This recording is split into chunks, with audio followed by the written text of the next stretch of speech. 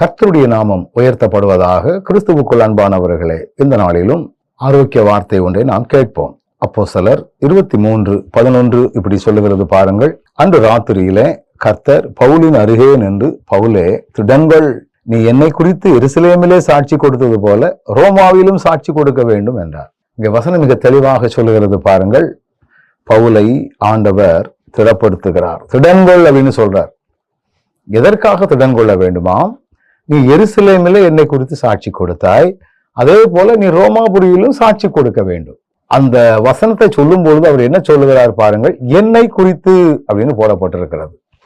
இன்னைக்கு பாத்தீங்கன்னா ஆண்டவரை குறித்து நம்ம கூறக்கூடிய வார்த்தைகளை காட்டிலும் தங்களை குறித்தே பிரசங்கிக்கிற கூட்டமாக இப்பொழுது மாறிவிட்டது.